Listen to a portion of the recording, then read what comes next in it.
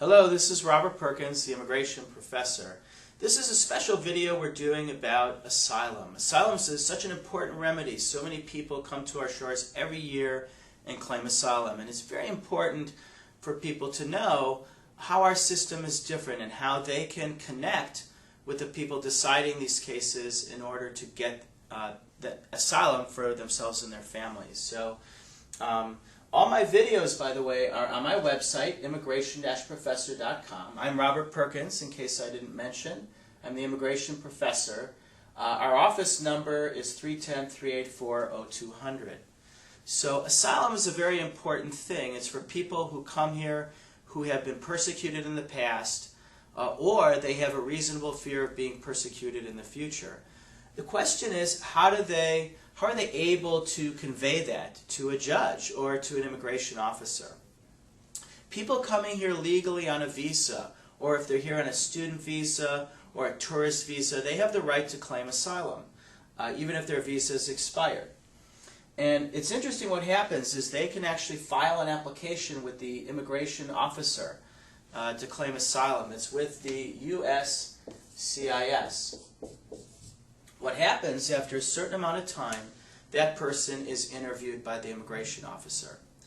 So there's some really important things that they need to know about being interviewed.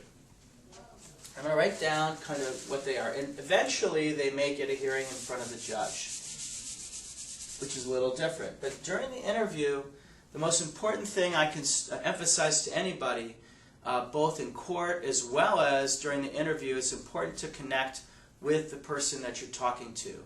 What you want to do is to tell your story. What happened to you? Why are you afraid? And it's really hard for people to do that. They're not used to testifying. They're not used to talking about it. But sometimes they are. Or maybe, maybe they're just nervous. And I think the most helpful thing that I can tell people is to imagine you're in a bar somewhere.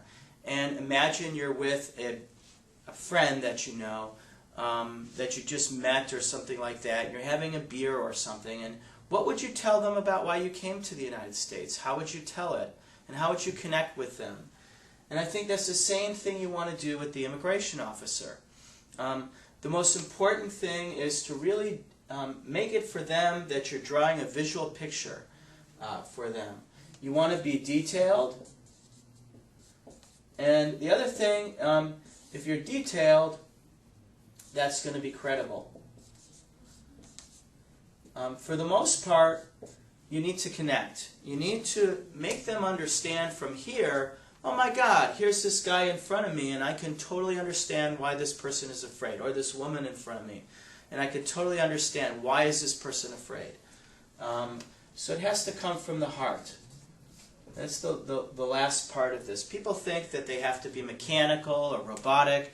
Sometimes I have clients that come in, for example, they want to memorize the dates of what everything happened or when they're persecuted. And, it's important to kind of know the dates a little bit, but not a lot. You can be general in what you say. You can say, this happened in 1989 or 1997. And even if you don't know the exact date, I don't know is fine. What's more important is that you're connecting with who you're interviewing with or who you're in front of. That's the most important thing. And the other important thing is that that person might ask you some details. And it might throw you off at first. They might say, tell me what this person looked like, or tell me what they said. And one thing I tell people all the time is that the asylum interviews and the asylum testimony, they are not pop quizzes. If an officer asks you that question, first of all, you actually have the right to take your time in responding. And I urge you to take that right. First of all, when somebody asks you a question, you want to make sure you understand that question. And it's perfectly within your right to tell the officer or tell the judge or the attorney, hey, I didn't understand that question. Can you repeat it another way? Can you rephrase it another way? So you want to make sure that you understand the question.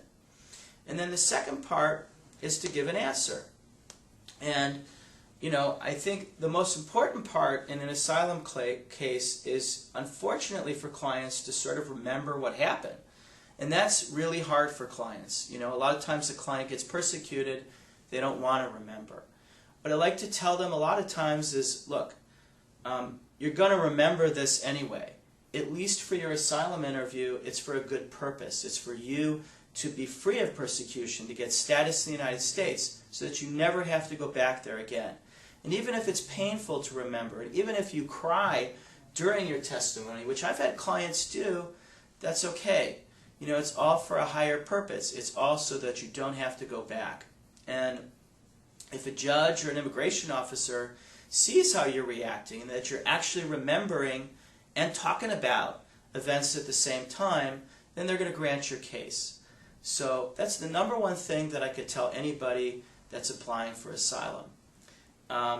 And actually, the other thing I wanted to mention is that they have two chances. Again, one is before the immigration officer at USCIS, and that's an interview style. The second one is in immigration court in front of an immigration judge.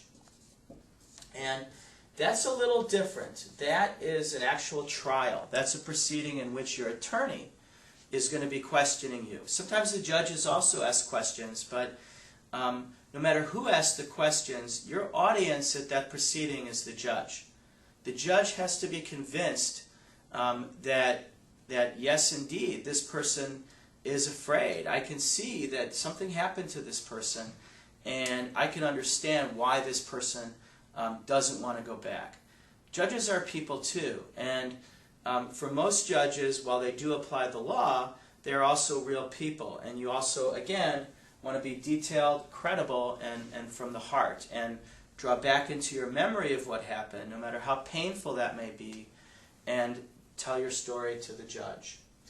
The other thing I'll emphasize is something I mentioned in other videos, particularly my series on distressing deportation and asylum, which is get evidence. You know, be creative in getting evidence.